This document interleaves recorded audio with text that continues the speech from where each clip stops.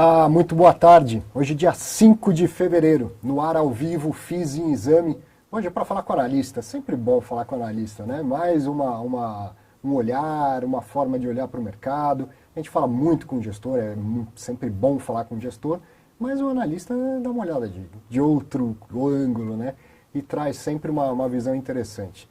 Daqui a pouco a gente vai bater um papo com o Felipe Vaz, que é o analista de fundos imobiliários da Santander Corretora, e que, além de falar de mercado, análise e recomendação, ele fez recentemente um trabalho, uma pesquisa sobre os 10 anos do IFIX. E ficou um negócio sensacional, fiz questão de convidar ele para trazer aqui e mostrar isso para você. Tem muito para a gente aprender ali, não só olhando para trás, mas tentando entender o que dá para carregar para frente do fundo imobiliário como classe de ativo. Ele compara com ações, com dólar, com renda fixa. Você vai adorar conhecer melhor esse trabalho do Felipe Vaz, tenho certeza. Deixa eu, como tradicionalmente, tirar algumas dúvidas que chegaram, também passar uns recados, e aí daqui a pouco a gente aproveita e bate um papo aqui com o Felipe.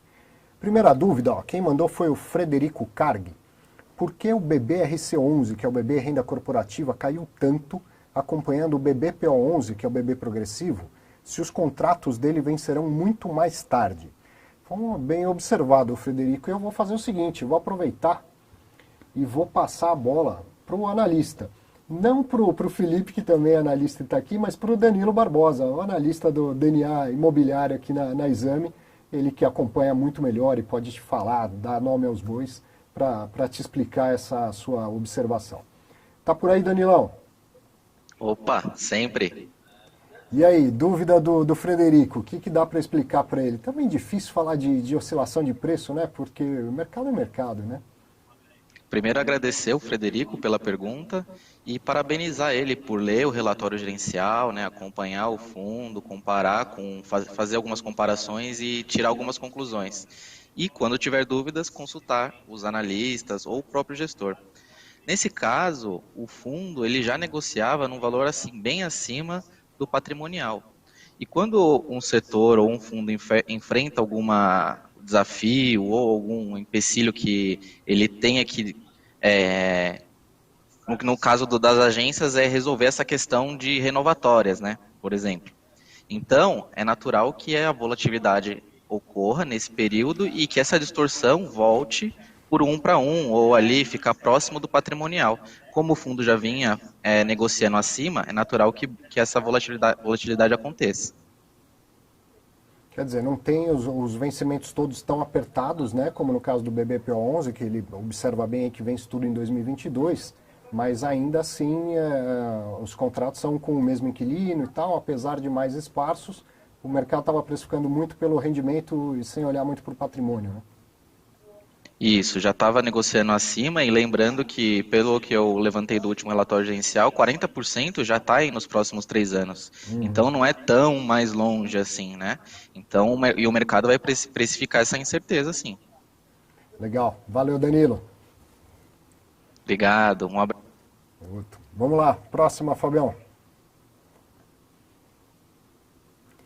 Leandro Fregonese perguntou o seguinte: olá, professor Arthur, tudo bem? Primeiramente, parabéns pelo trabalho e a qualidade dos conteúdos. Obrigado, Leandro. Sobre a minha dúvida é em relação aos fundos de CRI. Como os índices IPCA e IGPM impactam esses FIIs? A alta tanto do primeiro quanto do segundo beneficiam esses fundos? E no cenário atual, com IGPM alto, os FIIs com maior posição em IPCA tendem a reduzir os rendimentos ou estou equivocado? Poderia explicar um pouco sobre isso? Agradeço e bom final de semana. Eu que agradeço, Leandro. Primeiro eu vou te convidar a assistir o programa da semana passada, que a gente conversou com o Flávio Canho, gestor dos fundos de CRI da Quineia, e falamos bastante do KNCR, que é indexado a CDI, KNIP, que é indexado a IPCA. Vai ser muito bom para te ajudar com essa dúvida. Mas vamos lá. Quando o CRI é indexado a um índice de preços de inflação, IPCA ou IGPM, ele nunca é só o índice, certo? Ele é o índice mais um cupom. Então, IPCA mais 4, IGPM mais 5, alguma coisa assim. A rigor, de uma maneira bem purista, a gente poderia olhar só para o cupom de juros. O resto é a reposição da inflação. Se a inflação subir, vai te entregar mais rendimento? Vai, mas ao mesmo tempo a inflação está comendo o poder de compra daquele rendimento. O que realmente está chegando no seu bolso? O ganho real acima da inflação. Mas na prática, obviamente a gente sabe que não é assim, o mercado precifica muito com relação à distribuição de rendimento. E quando os índices sobem, o GPM era, vou falar, 4 ao ano, ele vai para 20 ao ano, sobe pra caramba aqui, mais o cupom. Então aumenta a distribuição de rendimento, tende a valorizar a cota do fundo.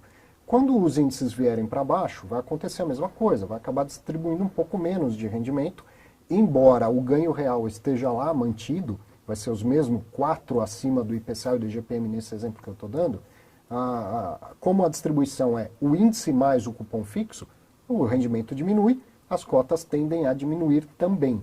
Então vale a pena ficar de olho nessa oscilação, entender a dinâmica disso na precificação, mas não deixar de olhar para o que tem lá dentro. A gente está falando de um fundo com papéis de renda fixa, sabe?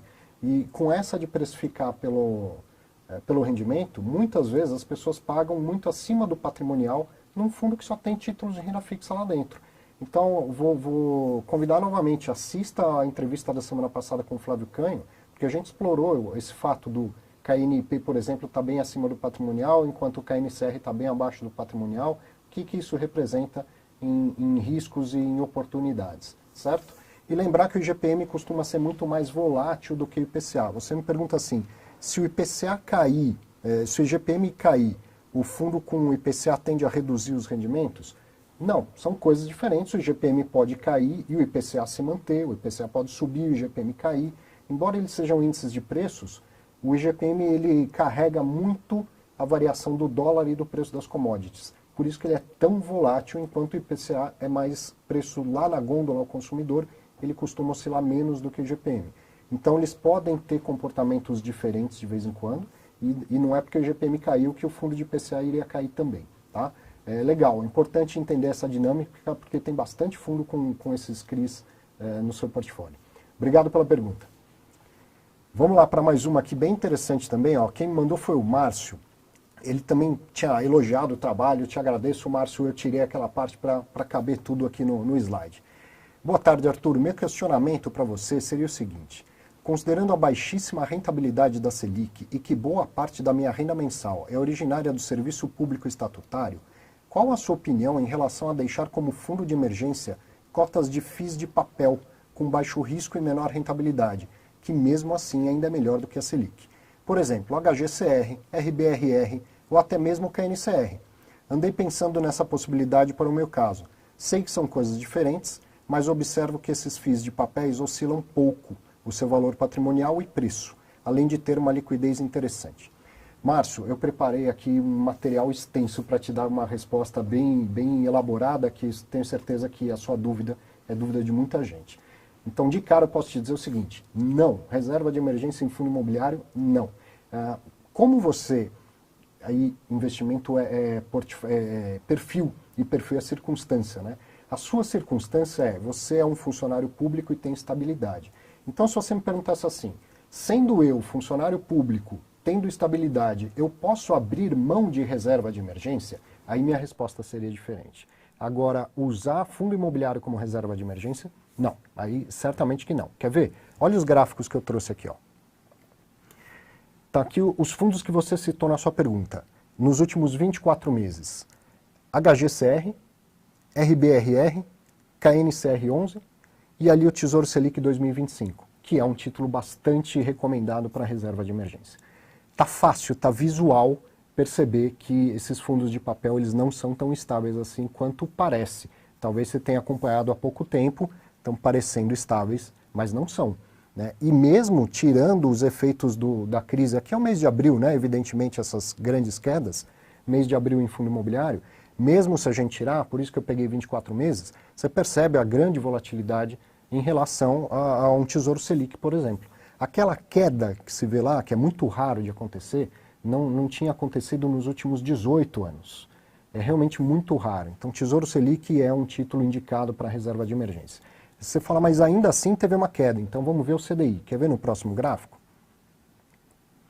Ó, ali a gente tem o CDI, que nem essa queda que aconteceu ano passado no Tesouro Selic seria possível de acontecer. Então, o lugar de reserva de emergência é na renda fixa pós-fixada. E aí tem algumas opções. Por exemplo, Tesouro Selic vai ter esse comportamento. Isso aqui é muito pouco provável que vai voltar a acontecer. Mas está aí, eu sou professor, eu não vou dizer que nunca vai acontecer. Tesouro Selic e fundos DI de taxa zero. Né? Não adianta pagar a taxa de administração em fundo DI. E tem algumas opções de fundo DI de taxa zero. E aí, muito provavelmente, mesmo sendo num fundo DI, ele vai estar bastante carregado de Tesouro Selic. Então, esse comportamento, caso o Tesouro Selic venha a desvalorizar novamente, isso pode acontecer com as cotas do fundo também. Se você não quer nem se expor a isso, então você vai investir num CDB ou num RDB que seja com liquidez diária, que pague no mínimo 100% do CDI e que seja de banco grande, no máximo de banco de médio porte. Por quê? Ah, mas tem o FGC. Sim. Vamos falar das desvantagens aqui embaixo, aí você vai entender. Desvantagens de usar o Tesouro Selic ou fundo DI para sua reserva de emergência. Tesouro Selic, a liquidez é D+1, não é D+0, então você tem que ter um planejamento de pelo menos um dia para essa emergência. E ele tem vencimento, esse aqui que a gente está mostrando é o de 2025. Por que vencer é uma desvantagem? Porque aí te leva a um resgate compulsório, vamos dizer assim, e tem que pagar o imposto de renda. O fundo DI de taxa zero vai ter o come cotas. A cada 6 meses vai fazer uma antecipação da tributação, ainda que você não faça o resgate. Depois no CDB ou no RDB, desvantagens. Tem o vencimento também, vai acontecer a mesma coisa, e tem um risco de liquidez em caso de atuação do FGC. Então você escolheu lá um banco médio que estava pagando 120 do CDI com liquidez diária, você falou, vou nesse aqui. E aí o banco sofre uma intervenção ou liquidação do Banco Central e você fala, estou tranquilo porque tem FGC. Sim, mas em quantos dias o FGC vai te devolver o dinheiro? Não dá para saber. E como a reserva é de emergência, uma das características principais para isso é a liquidez diária. Dinheiro na mão a hora que você precisar. Vai que você tem uma emergência no período em que o FGC ainda não devolveu o dinheiro. Então, como tudo em investimento tem vantagens e desvantagens, e vale a regra da diversificação também para a reserva de emergência. Mais um slide, por favor, Fábio. Então, um resumão aqui. Tenha uma reserva de emergência condizente com a sua circunstância. Aquilo que eu falei no começo. Se você, por ser funcionário público estatutário, acha que não precisa de uma grande reserva de emergência, concordo com você. Investimento é circunstância, é perfil. Mas eu diria para você ter pelo menos uns 3 meses lá. Mais do que isso é desperdício, tá? Mas no seu caso, eu, por exemplo, que sou profissional liberal, tenho muito mais do que 3 meses na minha reserva de emergência. Não se aflija com a baixa rentabilidade. A reserva de emergência está lá só para você não perder dinheiro, não é para ganhar.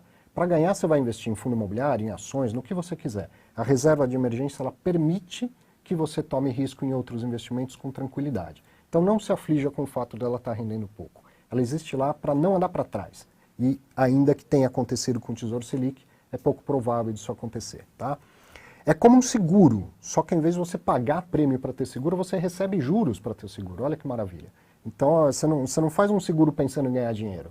Você sabe que se não usar, você perde o prêmio.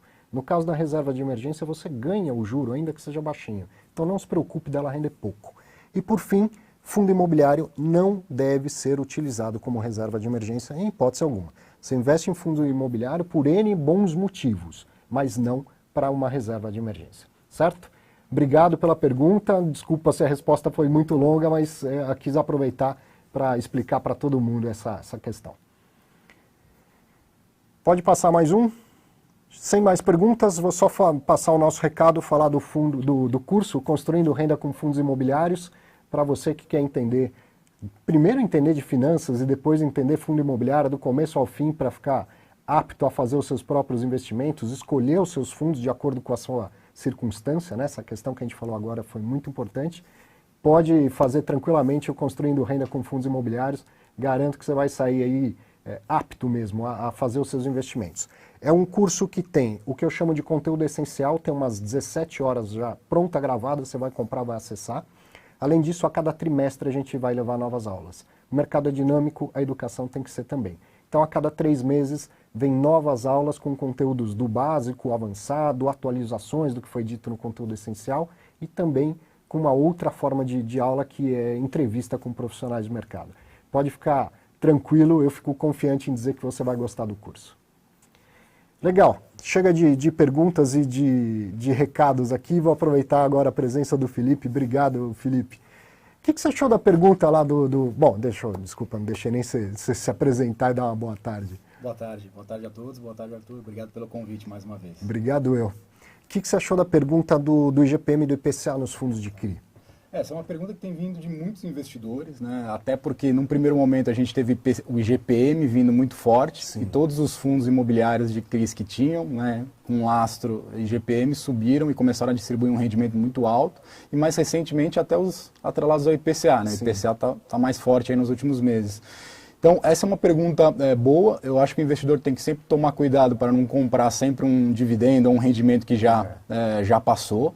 E olhar bastante na precificação, né? Com quanto que essa cota está valendo acima do patrimonial antes de montar qualquer posição. De uma forma geral, a gente gosta do segmento dos fundos de papel. Hoje ele é quase 30% de todo o mercado de fundos imobiliários, mas ele tem que ser visto com cautela para o investidor não estar comprando uma cota mais cara, né? Bom, vou aproveitar que você falou isso, que já são quase 30% do mercado de fundo de papel, né? E foi o segmento que se destacou ano passado no seu trabalho, e vai ficar muito claro isso. O Danilo queria fazer uma pergunta para você, justamente em relação a isso. Está por aí, Danilo? Estou aqui. Estão me ouvindo? Sim. É uma pergunta e uma opinião, né? Do Felipe, que eu tive a oportunidade de trabalhar com ele lá em 2012, 2013, lá na corretora do Santander. Já estava por lá, o Felipão. E agradecer a presença dele também. E agora tocando sobre os fundos de recebíveis, que até 2014 não tinham tanta, ou eram bem nulas ali, a participação começou no final de 2014, os fundos de recebíveis, e hoje é quase um terço ali do IFIX, né? Queria saber a opinião dele dessa crescente, né? Dos fundos de recebíveis dentro do IFIX e o que esperar aí sobre esses fundos, novos IPOs nesse segmento. Não, legal. Prazer em revê-lo e falar contigo, Danilo. Obrigado. Bom, esse crescimento realmente foi muito forte. Eu acho que uma das coisas que ajudam a explicar foi que a gente teve, principalmente entre 2013 até 2016, um período de muito pouca oferta na rua. Sim. A gente teve um período muito duro, né, para o fundamento do mercado imobiliário. E a classe de ativos financeiros, né, dos fundos de papel, cresceu mais fortemente a partir desse período, né? Porque você não tinha muita oferta de fundo de tijolo na rua e esses fundos vieram para compor. E não dá para esquecer que o brasileiro tem sempre uma tendência a gostar bastante da renda fixa, né? Porque a gente, até bem pouco tempo atrás, a gente tinha um CDI muito elevado. Então, os fundos de papel, a gente pode dizer, como o próprio você, Arthur, mostrou aqui, eles oscilam também, só que em termos de volatilidade, na comparação com os demais fundos de tijolo, eles até que são bem mais estáveis, né? Então, acho que isso ajuda a explicar. Como classe, a gente gosta, né, desse segmento. Hoje a gente, na nossa recomendação de carteira, a gente está até um pouco menos do que os 30% lá da recomendação, que seria o peso do IFIX, não porque a gente não gosta do segmento, mas porque a gente acha que essa inflação mais pressionada é um efeito de mais curto prazo, tá? Eu tive a impressão de que o ano passado eles também expandiram bastante. Sim. Então, juntando a primeira parte da sua resposta com a observação do que foi 2020, parece que nos momentos de crise ou de maior incerteza do mercado de tijolo, os fundos de papel vão lá e ocupam espaço, né? Sim, sim. Eles tiveram uma recuperação. O IFIX chegou a estar caindo 32%, 33% naquele finalzinho de março, né? Em pouco mais de 2 meses. Se recuperou parcialmente, né? O IFIX acabou fechando em menos 10 no ano passado, mas o único segmento que ficou no campo positivo depois de uma pandemia foi justamente os fundos de papel. Quando se fala que é um setor defensivo, ele mostra isso, né? Sim. Nos momentos de crise ele defende mesmo. E ele não está tão diretamente ligado, né, à vacância de um escritório ou alguma coisa específica do fundamento do mercado imobiliário. Como você tem uma série de garantias, geralmente você tem os CRIs lá com uma série de reservas antes de começar a impactar a distribuição, ele também acaba não sofrendo tanto quando o fundamento dá uma piorada. Agora é muito comum que investidor, seja lá do que for, pegue a situação atual e projete, vai ser sempre assim. A gente passou por um período de crise, numa fase boa do mercado imobiliário, da economia como um todo. O que a gente pode esperar? Que o mercado de tijolo comece a melhorar, inclusive na distribuição de rendimento, enquanto o CRI, que é defensivo, vai continuar na defesa, né? É isso. Não vai para o ataque. Então não é que papel vai ser melhor do que tijolo, diversificação sempre. Estratégia ganho de capital em fundo de papel, não deveria existir, né? Em tese, só se tiver alguma distorção, algum período como foi lá, uma queda muito grande, que depois eles acabam voltando, mas em tese eles têm mais um viés de renda mesmo, né? Interessante. E o ganho de capital pode estar mais presente no fundo de tijolo. No fundo de tijolo. Vamos começar a ver esse trabalho que você fez, que foi sensacional, do estudo dos 10 anos do IFIX. Vamos virando, a gente vai comentando aí. Pode passar. Depois a gente fala um pouco dos REITs ainda. Vai lá, pode comentar. Aqui é basicamente mostrando, né, a parte da evolução do valor de mercado, né, e a quantidade de fundos imobiliários. Sim. Se a gente for pegar lá 10 anos atrás, a gente tinha 8 bi de valor de mercado em todos os fundos imobiliários. Né? Eu lembro quando eu comecei a acompanhar esse mercado lá em 2012, 2013, se fizesse um corte de fundos que negociavam acima de 300 mil dia, você basicamente sobravam 20 fundos, né, de todo o universo lá de pouco mais de 100 fundos. E isso foi uma mudança importante, né? Hoje a gente tem um valor de mercado. Aqui eu coloquei os fundos que fazem parte do IFIX. Se a gente for pegar o todo da indústria listado, dá uns 120, né, bilhões de valor. Só que aqui o valor de mercado dos fundos que fazem parte do IFIX dá alguma coisa perto de 84 bilhões, ou seja, 10 vezes de crescimento em 10 anos. Então foi muito expressivo. Em termos de quantidade de fundos que fazem parte do índice, até que não subiu tanto, né? Tanto quanto o valor de mercado. Hoje o índice, se a gente pegar na virada, no final do ano ele tinha, né, 81 fundos que faziam parte do IFIX, e agora nesse primeiro quadrimestre, né, que a revisão é quadrimestral, hoje tem 87 fundos que fazem parte do IFIX. A Bolsa até anunciou, né, soltou um comunicado esse mês, que no dia 22 de fevereiro agora ela vai anunciar um IFIX L, que seria um IFIX colocando algum filtro ali de liquidez, talvez para deixar o índice um pouco mais restrito. Porque a gente sabe que para o investidor é muito difícil ele fazer uma carteira com toda essa quantidade de fundos. E eu acho que a intenção é deixar o índice mais replicável também, né? Porque é muito provável que a gente comece a ver os ETFs de fundo imobiliário chegando com mais frequência. Né? Sim. Então, esse foi o primeiro diagnóstico, né, dessa evolução. No próximo slide, a gente coloca um pouco a composição, né, ligado até com o que a gente comentou agora. A gente tinha um IFIX, o IFIX ele foi lançado em setembro de 2012, né, só que quando a Bolsa lança um índice, ele geralmente retroage para você ter algum histórico para poder fazer a análise. Então, efetivamente, quando o IFIX chegou, né, foi para a rua, ele tinha 61% de exposição em escritórios e 16% em shoppings. Então, era isso o mercado mesmo. E o mercado muito concentrado, você também acompanha esse mercado há bastante tempo, né, Arthur? Era muito fundos com perfil monoativos, monoinquilinos, né, na maioria das vezes, e em muitos dos casos, né, saídas, né, de investidores ali que tinham desenvolvido, né, ou comprado num momento de baixa de mercado.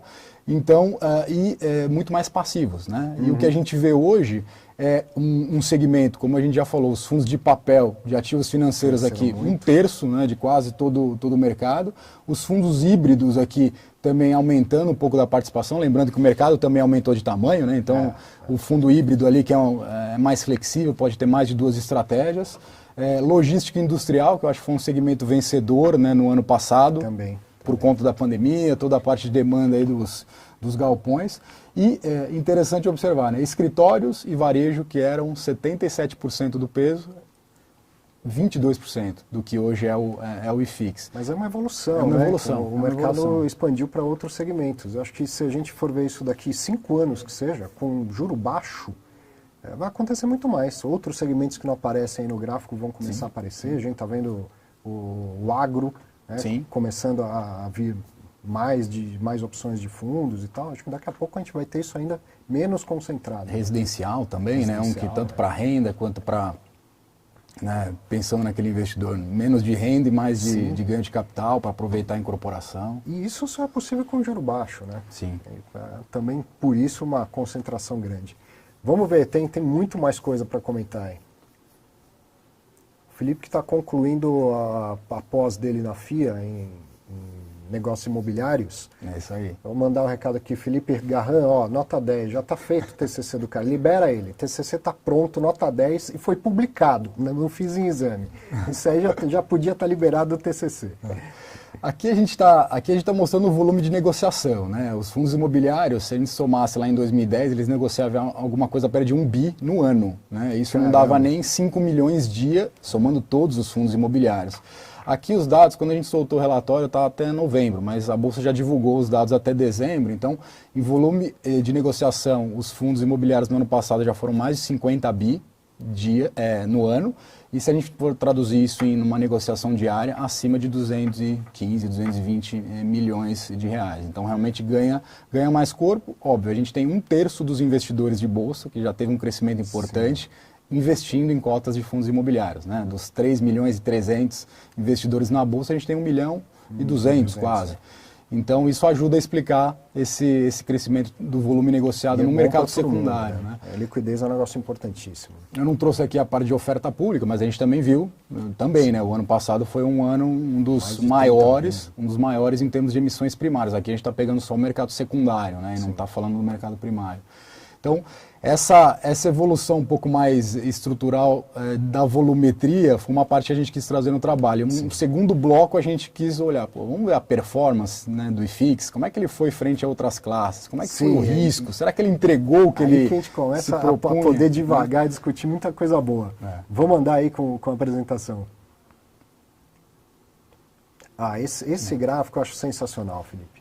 A gente colocou aqui, a ideia foi, a gente além de pegar uma performance acumulada, né, no período todo, o IFIX nesse período deu 187% de rentabilidade para o investidor. Né? De 2000 desde o comecinho, de 11 até o fechamento de 2020. Todo o histórico deu 187%. Essa foi a rentabilidade acumulada. Só que a gente sabe que, como instrumento de renda variável, nem sempre ele está num período de alta, ele oscila. E a gente pegou esse período de 10 anos e a gente separou em 4 principais fases, né? E bem destacadas em termos de performance e coisas que aconteceram para explicar essa performance. Então, aquele primeiro movimento que a gente veio, que foi aquela leva grande de fundos imobiliários vindo ao mercado com um perfil bem diferente do que a gente tem hoje, foi muito puxado, em primeiro lugar, por uma queda da taxa Selic, né, que forçou o investidor aí a diversificar. A gente viu a Selic indo dos 11,25 para 7,25. Era uma queda relativamente forçada, porque a gente sabia e a inflação estava bem mais alta. Só que, ao mesmo tempo, a gente tinha também uma parte do fundamento muito bom. Né? A gente tinha muito pouca entrega de áreas, pouca área disponível naquela época. A vacância, por exemplo, na cidade de São Paulo de escritório chegou nas mínimas históricas nessa fase aqui. Então a gente tinha parte de fundamento muito bom. E a gente viu o índice em 2 anos subir quase 60%, né? 59,8% em um pouco mais aí de 2 anos. De 2013 até 2016, foi o período mais duro da indústria, né? Pouquíssimas emissões, fundamento piorando, os juros foi do 7,25 para 14,25. Daí fica difícil competir, né, com o CDI, né? Imagina. Eu sempre falo dessa época, você vai lembrar do BC Fund, um dos maiores fundos de imobiliários de tijolo desde o começo, amortizando e falando para os cotistas, olha, vale mais a pena investir na renda fixa com 14,25 do que eu comprar prédio para o fundo, né?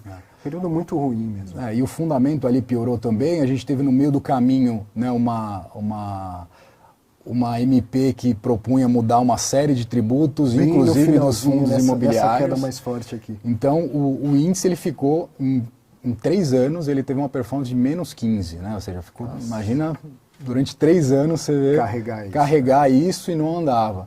E o período de ouro dos fundos imobiliários, ou de melhor rendimento, foi a fase 3, que a gente chamou aqui, que foi lá do comecinho de 2016, de fevereiro, até o começo do ano passado. Né, um pouco antes até da pandemia. Foi quando a gente viu o índice subir quase 140%, puxado sim também por uma queda da taxa Selic e uma recuperação gradual. Né? A gente não viu nenhuma grande recuperação do mercado imobiliário nesse período. Que foi 2011, 2012 ainda. Com certeza não. Aliás, estamos aguardando que volte, que venha essa recuperação. Então a gente teve essa fase 3 e a última fase aqui, que a gente começou janeiro do ano passado, já também com alguma pressão. Né? Na última vez que a gente conversou lá no final de fevereiro, eles ainda já estavam caindo, né? Janeiro e fevereiro do ano passado já tinham sido meses duros, né, para os fundos.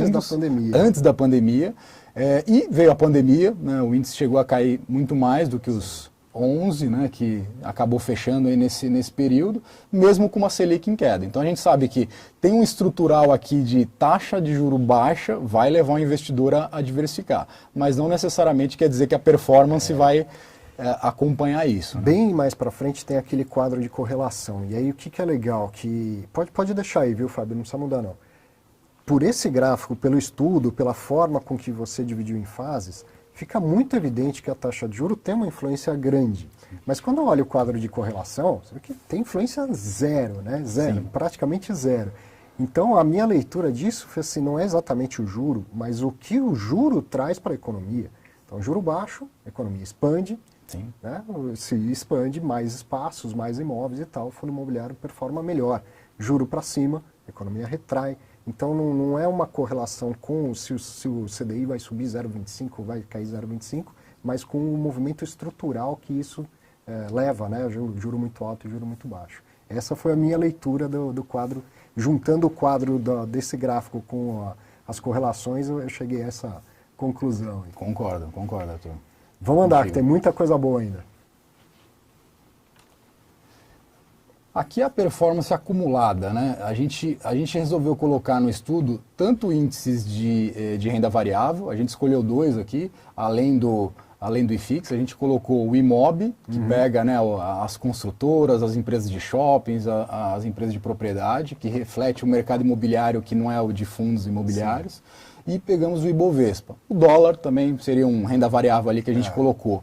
E a gente agregou também os outros índices de renda fixa, né? O mais famoso que é o CDI, só que a gente resolveu colocar e testar como é que era o comportamento dos índices atrelados à inflação, o IMAB, que pega lá uma cesta de papéis atrelados à inflação mais uma taxa, Sim. E também índices pré-fixados, né? Tem um que é o RFM, que ele pega uma cesta de papéis pré-fixados, e tem um que é menos conhecido, mas que é chamado de DKA, que é da Ambima, que ele basicamente tenta replicar uma carteira constante de títulos pré-fixados, de 5 anos. É como se eu mantivesse uma carteira pré-fixada de 5 anos durante todo o período. E o que a gente consegue observar, né? Esse foi o melhor índice, né? Quem mais ganhou dinheiro foi justamente tendo uma carteira pré-fixada de 5 anos ao longo do tempo. A performance teria sido 285% nesse período. O IFIX ele ficou ali no meio, né, entre dólar, a gente viu uma puxada mais forte, o dólar subiu 211% nesse período. O IMAB, né, atrelado à inflação, subiu 240%. O CDI, né, se a gente mostrasse esse gráfico aqui 5 anos antes, o CDI talvez estaria ganhando de tudo sempre. Agora a gente já vê o CDI no meio, né? E se a gente fosse fazer essa conversa talvez daqui a 10 anos, provavelmente ele vai estar bem lá embaixo. E nesse período, que foi um período mais duro aí para a renda variável como um todo, a gente viu o Ibovespa rendendo 71% nesse acumulado. E o IMOB, né, praticamente no 0 a 0, né, não entregou nenhuma performance nesses 10 anos, a reboque de todo aquele desafio que a gente teve do fundamento do mercado, né, todas as incorporadoras, né, todo o desafio que a gente teve na economia. O que eu espero, olhando as taxas de juros, o CDI ele já está apontando para baixo, mas o que eu espero daqui a uns anos, quando a gente voltar, se vier com outro estudo atualizado, é que essas taxas pré e indexadas à inflação também estejam para baixo, né? Porque a situação atual é Selic a 2%, mas a curva longa de juros está 6, está 7, está 7,5, né? Não caiu ainda. Tem muito prêmio ainda. E acho que isso fica claro no seu estudo, porque o pós-fixado já está lá na posição que deveria ser, que é de reservar valor e não de multiplicar valor, né? Enquanto o pré-fixado ainda não caiu de fato a taxa de juros. Sim. Então, se o país entrar no trilho e o juro longo vier mais próximo do juro curto caindo, aí eu acho que tudo se encaixa. A renda variável com mais risco entregando mais, a renda fixa com menos risco entregando menos. Não sei se você concorda, mas é o que eu espero que a gente veja. Sim, concordo sim. E a gente, bom, aqui a gente falou da performance, né, retorno, né, mas daí vamos testar como é que foi o risco, né, dessa posição, né, quais seriam os vencedores aí nesse comparativo. E o que a gente fez aqui? A Red tinha feito um estudo comparando dólar, IFIX, IMOB e Ibovespa. E o que a gente fez aqui? A gente usou como ideia, né, da Hedge, a gente agregou os índices que a gente acabou de falar aqui de renda fixa, para ver como é que eles teriam se posicionado. Então, naquela parte da direita ali, eu estou mostrando o retorno, né? E na parte de baixo, no eixo inferior, a gente está mostrando a volatilidade. A gente colocou invertido aqui, então quanto mais para a direita, menor o risco, né? Menor a volatilidade do índice. E quanto mais para cima, maior o retorno, né? De forma que aquele quadrante ali da direita é onde o investidor gostaria de estar, né? Correndo o menor risco e tendo o melhor retorno. A gente vê que o CDI ainda aparece muito fortemente aqui, uma posição de risco zero, quase. Você falou, se fosse há 5 anos atrás, o CDI ia estar no mesmo lugarzinho lá, com um risco baixíssimo, só que ia ser o maior retorno de todos eles. Uma rentabilidade muito forte. Então, o que a gente consegue perceber aqui é que o IFIX ele entregou, se a gente for pegar a volatilidade anualizada média nesse período de 10 anos do IFIX, foi alguma coisa perto de 8, tá? E puxado pelo ano passado, que a volatilidade foi 20. Né? Se a gente tirar o ano passado, o número vai ser mais perto de 4 a 5% de volatilidade do IFIX.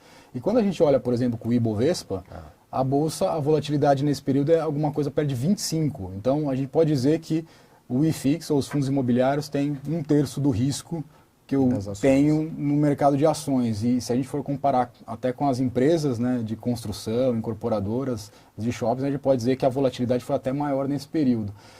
Então, o IFIX aqui, ele entregou um rendimento, né, uma relação risco-retorno boa, né, para o investidor. Ainda perdeu de alguns índices de renda fixa, por tudo aquilo que você, né, já comentou e também concordo. E que continua alta, né? Nesses aí ela não caiu ainda. Não caiu ainda. E o dólar, né? O dólar ali teve uma performance destacada, acima de 200%, só que também carregando volatilidade bem maior, uma volatilidade também mais forte aí para o investidor, né? Tem gente que olha isso e fala, tá vendo então, a fundo imobiliário é melhor do que a ação, o Ibovespa é melhor do que o imóvel e tal. Não é bem assim. Primeiro que isso a gente está falando de períodos passados, não necessariamente vai ser assim. Isso é um retorno médio, não foi o tempo todo o IFIX acima do Ibovespa e vice-versa, ou dos outros índices, né? É um retrato muito bom de se fazer, de estudar, mas não significa que isso é para apontar e falar que é melhor ou que é pior do que uma coisa ou outra. E lembrando aquilo que a gente falou lá no começo, por causa da pergunta do Márcio, se não me engano, que é a questão do perfil. Né?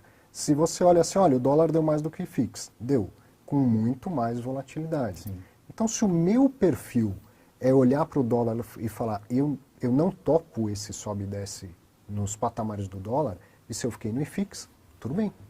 Se você topa a volatilidade do dólar, ganhou mais, mas com mais volatilidade. Então, não significa dizer que foi melhor ou que foi pior, né? Enquanto a gente está falando de mais risco e mais retorno. Agora, quando a gente vê mais risco e menos retorno, aí é que não funciona, né? Que é tomar risco de graça, né?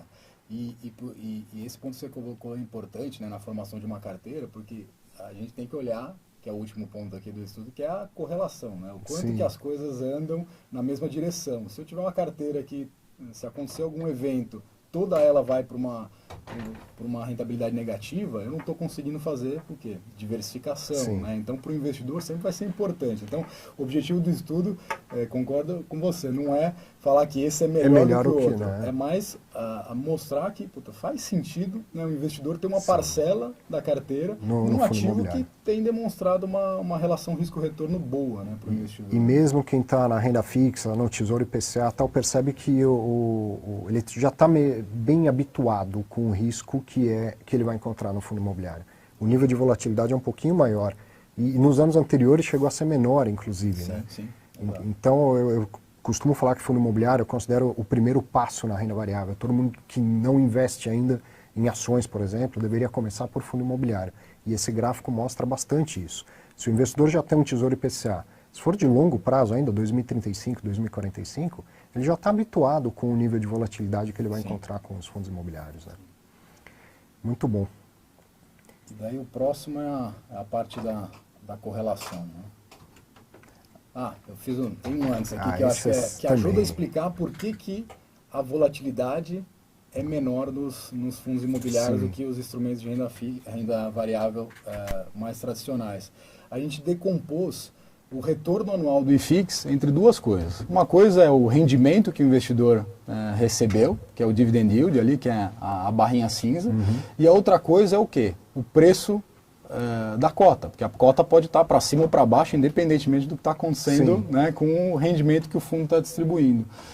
Então, o que a gente consegue perceber? A média de retorno anual do IFIX nesse período foi cerca de 10,5%. Né, ao ano de retorno, enquanto a média do dividendo foi alguma coisa perto de 8,3%. Então, de forma com que esse dividendo, que é bem representativo, é quase 80% de todo o retorno foi dado pelo rendimento mensal, sim, ajuda a explicar também, né, na minha avaliação aqui, por que sim, a volatilidade é menor. Né? Eu gostei muito dessa decomposição que você fez do retorno entre cota e rendimento. E ajuda a gente a entender também aquilo que se fala que o fundo imobiliário tem um carrego positivo. Sim. Então, mesmo quando vem um período ruim, as cotas desvalorizam, você continua recebendo o rendimento. Você olha e fala, não, vou esperar. Vi aquele primeiro gráfico lá das 4 fases, eu sei que uma hora vai melhorar, vou esperar. E o rendimento vai pingar todo mês no seu bolso. Menos do que antes, provavelmente, se é um período de crise, sim, sim, mas vai continuar entrando rendimento. Isso te ajuda a carregar, né? Você não fica simplesmente esperando o dia que a cota vai subir. Sim. Você continua tendo um retorno efetivo, que é o dinheiro no seu bolso. Né? Então ajuda a precificar, ajuda a diminuir a volatilidade e ajuda a carregar para o investidor de longo prazo. Esse gráfico também ficou sensacional, essa diferença. Aqueles 100 e tantos % que você falou que acumulou no período, eu poderia entender que 80% disso veio da distribuição de rendimentos. Ou seja, se eu comprar um bom fundo e carregar ele por um bom período de tempo, eu vou receber só os rendimentos já vão pagar o meu investimento, além do sobe e desce das cotas. Né? É isso aí. Muito legal. E por último aqui, a gente fez uma matriz de correlação dos retornos aí dos diversos índices. Né? Então, o índice de correlação ele vai do -1 até o +1. Né? Sim. Então, se a gente se eu tiver 2 investimentos que tem uma correlação 1, tudo que acontecer... Tem um investimento só na prática. Tenho só um investimento. E tudo que eu tiver de investimento -1, né, no outro extremo, é bom porque enquanto um vai subir, a tendência da direção do retorno é que o outro né, vá cair. Ou seja, você vai ter de alguma forma ali o risco diminuído da carteira. E é interessante observar que quando a gente olha o IFIX, em relação ao Ibovespa e o IMOB, né, que são os índices de renda variável, a correlação não chegou a 0,40. Né? Então, para todo aquele investidor que quer adicionar o fundo imobiliário como uma alternativa de diversificação, ele acaba reduzindo o risco do portfólio sim, como um todo, porque ele adiciona alguma coisa que está pouco correlacionada com os demais. Não, né? É uma correlação forte, né? Você explicou aí que vai de -1 até 1, agora tem o que se considera as graduações dela no meio do caminho, né? E abaixo de 0,50 é considerado uma correlação fraca. Então, realmente, ele contribui com a diversificação. Correlação negativa, muito mais provável na teoria do que na prática, né? E só o dólar que entregou uma correlação negativa. A correlação ali com o CDI, que é aquele ponto que você destacou no começo, né? Nula. Foi praticamente zero, né? Então é como se as duas coisas não se movessem, né? Não tem relação a... É muito interessante, porque quando coloca isso junto com aquele primeiro gráfico lá das fases, você fala, pera lá, o CDI influenciou bastante coisa, mas aqui olhando, não sei se você usou dados mensais aqui, ou seja, no curto prazo a correlação é nula. Sim. Se o CDI subir um pouco, cair um pouco, não vai acontecer nada. Sim. Agora, o que a alta ou a queda do CDI traz para a economia? Essa foi a leitura que eu fiz. Né? Posso estar equivocado, mas... então, você vê aí correlação baixa com praticamente todas as classes de ativos, ele contribui na diversificação com todos eles, e uma correlação negativa com o dólar. A correlação negativa é maravilhosa, seria o ideal, mas ela, na prática, é muito pouco provável de acontecer. Então, uma correlação baixa já está ótimo, né? Sim. Você falou assim que se o investidor vê a carteira dele toda caindo, ela está mal diversificada. O contrário é verdadeiro, eu costumo dizer. Se eu olhar o meu portfólio e tudo estiver subindo, também estou mal diversificado. Sim, é isso aí. E o que mais que a gente destaca dessa correlação aí? Alta com a correlação de bolsa e dos papéis de renda fixa também foi próxima, né? Entre 0,30 e 0,40. Bom, aqui a gente trouxe uma visão setorial mais da performance do segmento, né? Aqui, esse número aqui, a gente pegou o fechamento de 2020 e o comecinho aqui de janeiro, né? O primeiro mês. É interessante observar que aquela história da rentabilidade passada não é garantia de rentabilidade futura, né? Então, se a gente for olhar os segmentos que mais sofreram no ano passado, né, com razão, né, seja lá o segmento de shoppings ou o escritório por toda incerteza, foi exatamente os dois segmentos que mais subiram agora no IFIX em janeiro, né? Então, para o investidor, óbvio, ele tem que escolher e selecionar os segmentos que podem ser mais defensivos, se ele tem um cenário mais adverso aí para a economia e para o mercado imobiliário, mas é sempre interessante fazer uma composição de alguns segmentos, né, imobiliários. E é isso que é a beleza, né, do fundo imobiliário. Você não precisa estar concentrado num segmento, né? Porque senão, na tentativa de ficar achando o melhor, é muito possível que aconteça aquilo que você falou, comentando os índices, né, que acaba chegando atrasado, né? Sim. Então, se eu olhasse para trás e falar, eu vou sair de shopping, aí vem o mês seguinte o shopping performa bem, né? Enfim, um bom planejamento, uma boa diversificação costuma funcionar melhor do que ficar pulando de galho em galho, né? E o yield atualizado, que é o próximo slide, né? O yield anualizado hoje, se a gente for pegar os fundos de papel, estão puxando esse yield para cima, justamente pelo IPCA, pelo IGPM que a gente já comentou. E os dois que puxam para baixo é o segmento de shoppings, e o logístico aqui não está puxando para baixo porque o logístico está ruim, porque mais o preço da cota, né? O preço da cota subiu e ele acaba pagando um pouco menos, mas pelo menos na minha avaliação aqui a gente tem boas oportunidades, por exemplo, no segmento de escritórios, que é um segmento que tem algumas incertezas importantes aí por conta o que vai ser de demanda depois da pandemia, mas que tem pago um yield interessante aí para o investidor, e eu acredito que os ativos bons eles vão continuar tendo algum tipo de demanda, né? E como ele está distribuindo rendimento, ele vai ajudar a carregar, Sim. esperar a melhora, né? Diferente dos shoppings que estão distribuindo um rendimento bem baixo em relação ao risco, né? Tem uma melhora que pode acontecer para frente. Sim. Mas hoje eu meio que pago para carregar o shopping enquanto eu recebo para carregar o escritório. Deixa eu aproveitar que você está aí falando de ativos financeiros. Se ele está puxando tanto assim, é porque também a gente tem uma boa parte dessa barrinha de ativos financeiros naqueles fundos de CRI high yield. High yield, sim. Ou seja, maior rentabilidade, que não vem de graça, vem com mais risco. Como que você, analista, olha para isso? Assim, eu quero ter fundo de CRI no meu portfólio, o olho cresce no rendimento do high yield, mas qual que é o risco maior que tem lá e como que a gente deveria se precaver em relação a isso? Eu acho que, de uma forma geral, o mercado de CRIs, os fundos de papel, eles passaram bem o ano de 2020. Né? Eu acho que tinha muita incerteza de como é que vai ser o rendimento desses ativos. Será que os recebíveis ali são fortes, têm garantias suficientes? Surpreendeu, né? Surpreendeu, positivamente. Eu acreditava que ele poderia oscilar um pouco menos do que os de tijolo, mas praticamente você teve algumas repactuações de taxa, alguns segmentos como de shoppings, né, que sofreram um pouco mais.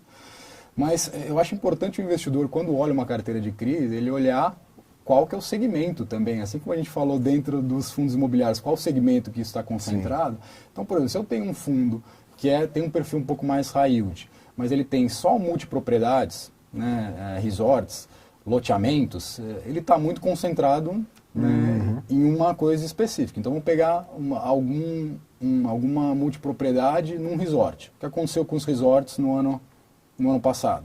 Boa parte do ano eles ficaram fechados. Sim. Então você tende a ter uma inadimplência muito maior dessa carteira. Óbvio, tem todas as amarras e as garantias lá, que daí cada gestor pode estruturar o CRI de forma a defender. Mas é importante o investidor não comparar, né, um fundo que está pagando um dividendo mais elevado por conta desse perfil mais high yield, e não avaliar o risco que tem por trás. Eu acho que nesse segmento, eu acho que pode compor a carteira do investidor. A gente cobre alguns fundos que têm esse perfil, né, mais high yield. O que me preocupa mais nesses fundos em específico é muito mais a precificação dele, a cota dele no mercado secundário.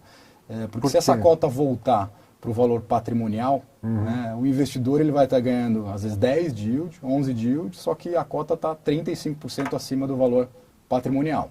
Então, um yield mais alto não vai compensar o retorno dessa cota para um valor mais mais razoável, digamos assim. Então, esse é o cuidado que a gente orienta o investidor. Então, não que a gente tire esse segmento da conta, acho que é um segmento aí que é válido e tem muito pouco financiamento, né, para esse tipo de estrutura. Então, precisa ter um veículo ali para financiar esse tipo de segmento, e os fundos imobiliários estão aí para isso. Então, entender o que tem no patrimônio e não comprar a qualquer preço, né, que vale para qualquer segmento que a gente está vendo aí. Né? É isso aí. Vamos lá, tem mais análise, mais trabalho aí.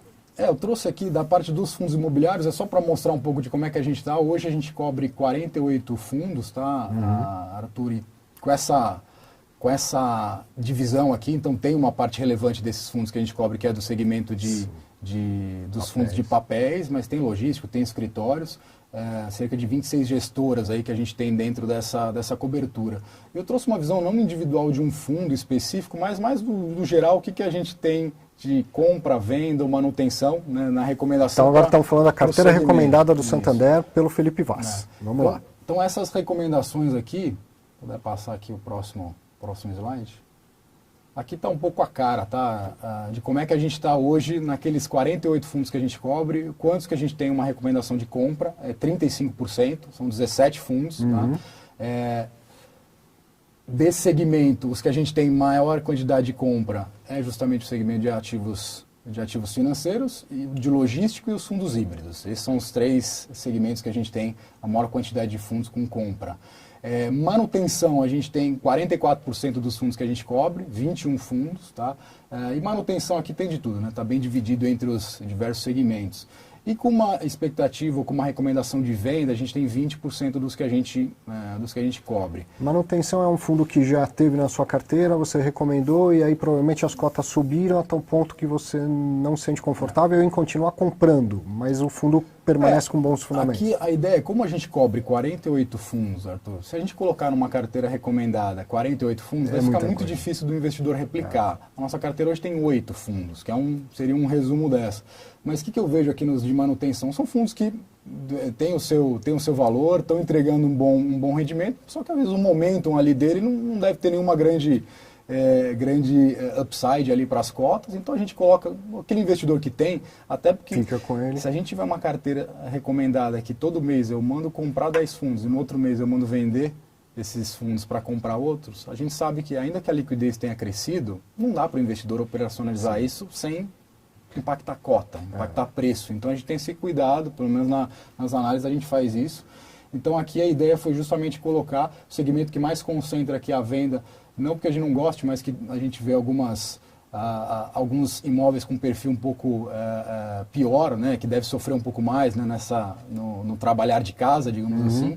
A gente tem segmento de escritórios, shoppings é um segmento que a gente tem manutenção ou venda, a gente ainda acredita que vai ser um segmento que deve sofrer um pouco ao longo desse ano, no processo de reabertura. A vacinação vai ser importante, mas depois a gente vai ter o pós, né? A abertura. Desemprego, renda, a situação dos lojistas. Então a gente acha que o yield deve ficar um pouco pressionado, por isso que a gente não tem hoje nenhuma recomendação no segmento de compra, tá? E até debatendo com o time que cobre lá as ações, né, de shoppings, hoje eu acho que tem ações de shoppings mais baratas do que fundos imobiliários de shoppings, por isso que a gente não tem nenhuma compra. Então esse é o resumo da ópera aqui do nosso universo de cobertura. Eu quis trazer aqui só para qual que é a opinião setorial, né, e estrutural de cada uma das recomendações aqui da nossa cobertura, tá? Legal, vamos continuar. Se a gente consegue chegar também nos REITs. Vamos falar um pouco de REITs e de BDRs, né? Você tem feito um acompanhamento dos BDRs, né? Sim. A gente, hoje, a gente tem mais de 700 BDRs negociados na Bolsa, né? Que são os recibos lá com lastro em ativos no exterior. E a gente começou a cobrir, né, desses 720, né, BDRs que existem hoje no país, 30 deles são REITs, né? Que é o equivalente ao fundo imobiliário. E ainda são 30. São 30. Já eram quando eram uns 500 BDRs. Então você está falando que são 700, já cresceu uns 200, mas de fundo imobiliário, de REITs, continuam os 30. E quais são esses 30? São justamente os 30 REITs que fazem parte do S&P 500, certo, que pega lá as 500 maiores empresas americanas. Então, esse universo não mexeu. Eu acho que no futuro pode até ampliar. Então a gente iniciou a cobertura, né, desses REITs, desses BDRs relacionados aos REITs no final do ano passado, e a ideia é que a gente também solte uma carteira recomendada, né? Desses 30, quais são os segmentos, o que a gente mais gosta. É interessante observar, a gente trouxe um slide aqui que eu acho que tangibiliza para o investidor o tamanho do mercado que se abre, né, para o investidor, que se a gente somar o valor de mercado dos REITs, hoje é alguma coisa perto de 1 trilhão e 200 bilhões de dólares. Né? Então, se a gente fosse transformar isso aqui em reais, a gente está falando que é um mercado 50 vezes maior do que o mercado de fundos imobiliários brasileiro. Né? A gente, em termos de quantidade, a gente até que está muito bem. A gente tem mais de 300 fundos, aqui tem 185. Eles negociam 8 bi de dólar por dia. Né? Quase o movimento da bolsa toda, são só os fundos imobiliários. O rendimento médio anual dos REITs, desde 72, anual, foi alguma coisa perto de 11%. Caramba, isso em dólar nos Estados Unidos? Nos Estados Unidos. O S&P 500 ficou alguma coisa perto de 11,5%. Então, assim, ele é praticamente igual ao S&P 500 em termos de performance. Se a gente considerar os planos de aposentadoria nos Estados Unidos, com incentivos fiscais, e somar os investidores que diretamente ou indiretamente investem em REITs, a gente está falando em 145 milhões de investidores. Metade da população do país. Quase metade.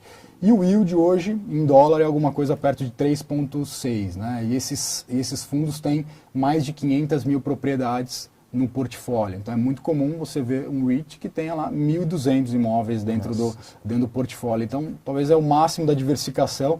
Eu acho que a gente ainda leva um tempo para chegar lá, mas a gente já tem crescido em tamanho. Uma coisa legal, assim, já olhei bastante esses números e o mercado americano ele não nasce desse tamanho. Sim. E ele começa a crescer mesmo quando chegam os institucionais. Quando você fala de uma boa parte desses 145 milhões é pelos seus planos de aposentadoria e tal. É o que está começando a acontecer aqui. É isso aí. Né? O valor de mercado, só para ilustrar, hoje é 1 trilhão e 200. Há 10 anos atrás, se a gente fosse pegar a mesma janela do IFIX, era 350 bilhões de dólares. Então triplicou também. Foi um crescimento muito forte nesses últimos 10 anos. De um mercado que começou na década de 60, em 1960. É isso aí. Nosso começou em 1993. Em termos de segmento, eu acho que é um ganho também para o investidor. Né? Ele pode, acho que no próximo slide aqui, só para... Não sei como a gente está de tempo, tá, Arthur? Mas temos mais uns minutos, vamos lá. De segmentos, aqui eu acho que já amplia também o leque, né? A gente vê alguns novos segmentos chegando no Brasil, só que o mercado americano ele tem segmentos que a gente tem muito pouco representante aqui no Brasil. Então, data centers, né, que armazenam todas as informações, todo o crescimento que a gente teve das videoconferências e toda essa parte. Shoppings, que é um segmento que está sofrendo mais, né, lá nos Estados Unidos. Hotéis, resorts, tem até cassinos, né, que são especialidades ali. A parte logística industrial, que é muito grande, o maior fundo de logística, o maior REIT de logística é o Prologis, e ele tem 90 milhões de metros quadrados de área bruta locável. Né? Ele é quase 5 vezes o tamanho do universo mapeado de galpões aqui no Brasil. Né? Um REIT. Então, e o residencial, né, que daí vai desde da residências para estudantes, né, que é um dos mercados mais desenvolvidos lá e aqui ainda tão pouco desenvolvido. Né? A parte de hospitais é muito forte, daí a gente tem alguns representantes de hospitais aqui no Brasil, poucos, né, mas a gente tem aquela parte toda do lar para as pessoas da terceira idade, né, que tem todo um crescimento estrutural, senior living, e um crescimento estrutural que, óbvio, sofreu um pouco mais por conta até da pandemia, é o maior grupo de risco, mas aquela tendência secular é de envelhecimento da população. Então, é um segmento que também é interessante.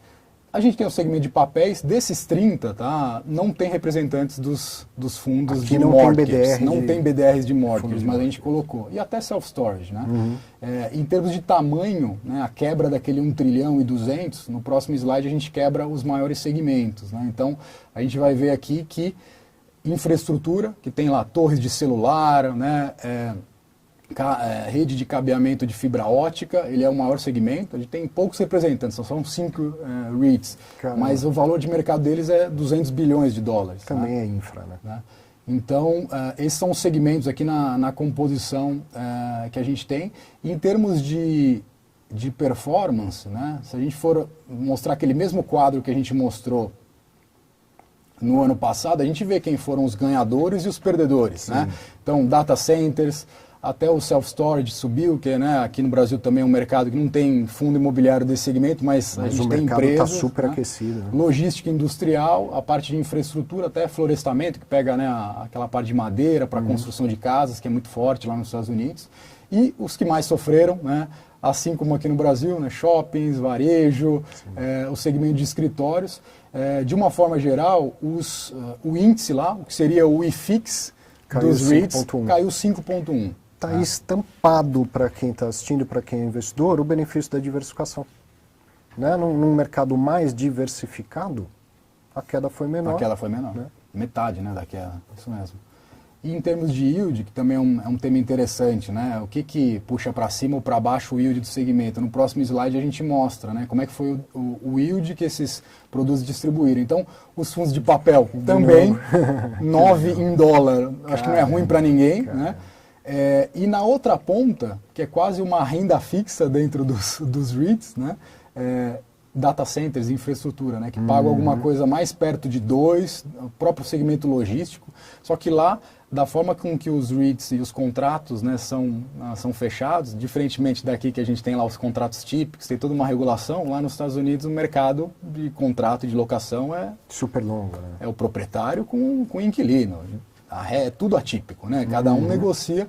Então, o que a gente consegue perceber, por exemplo, os REITs que já divulgaram resultados mais recentemente, no ano passado eles conseguiram ter um aumento muito forte do preço de locação, pela demanda maior de área de galpões, né? E a economia americana tem uma parte de e-commerce, né? De comércio eletrônico muito forte. Né? Então, ainda que esse seja um segmento, por exemplo, que paga um yield pequeno, a tendência é que o yield dele cresça né, ao longo dos próximos anos. Né? Então, é interessante observar que tem coisas parecidas com o mercado brasileiro, né? O que puxa para cima ou, eventualmente, o que puxa para baixo. Esse bloco aqui que está pagando um dividendo bom, mesmo sendo um segmento que sofreu, daí aquela explicação que a gente deu. Ele está pagando um yield maior porque a cota caiu muito. Né? Então, isso explica, por exemplo, por que shoppings varejo está pagando um yield de 5%. Porque tem uma incerteza, né, e para 2021 tem uma incerteza de quanto que eles vão continuar pagando. Né? Então essa foi a visão. E o último aqui, acho que tem mais um, só que eu acho legal dividir, é aquela mesma figura do retorno IFIX, e do retorno, o que foi rendimento, o que foi variação de preço. E a gente vê o comportamento desde 1972. Então, na média, né, 11,2% de retorno total, e de rendimento 7,5 anual 7,5. Então você tem um comportamento bem parecido né, aqui nos REITs. Talvez uma diferença que tem é que lá os REITs eles são mais alavancados, né? Eles podem tomar dívida então isso ajuda a explicar um pouco dessa diferença. Nos períodos de queda aqui a queda é bem mais... Né? Aqui, por exemplo, o preço... Né, lá em 2008, né, na crise financeira, caiu mais de 35%. Né? Só que, se a gente for olhar o dividendo, né, aquela coisa o dividendo mesmo na crise... É o carrego positivo. O carrego positivo. Falou, né? Então, esse é uma forma interessante aqui de observar como é que foi a indústria. Agora, para a gente terminar fazendo um bom alerta para quem está assistindo, cresce o olho de novo, né? Sim. Cresce o olho. Então eu vou investir agora em BDR de REITs, ao invés de investir em fundo imobiliário. Agora, isso aqui é precificado em dólar. Sim. Ainda que eu negocie em reais aqui no Brasil, e essa é uma grande facilidade de fazer via BDR, a volatilidade do dólar está aqui dentro. Sim. Né? Então pode acontecer... Esse ano que passou, o dólar subiu pra caramba, agora tem época que o dólar cai. Sim. Então pega um ano lá que o BDR sobe 10%, só que o dólar cai 20%. E no final das contas eu vou ter perdido dinheiro por causa da volatilidade do dólar, né? É isso, esse alerta é bem importante, né, Arthur? Por exemplo, o ano passado, se eu tivesse montado essa carteira de BDR de REITs, né, o dólar teve uma valorização de 30%. Sim, vamos imaginar que o mercado caiu 5%. Então, eu ainda ganhei 25% ainda, que foi essa diferença. No movimento inverso, que foi esse que você comentou, eu teria uma performance pior. Então, o que a gente consegue ver aqui? A gente, olhando a correlação né, dos REITs versus o S&P 500, a correlação é muito mais alta do que o IFIX contra o Ibovespa. É alguma coisa mais perto de 0,70, 0,65.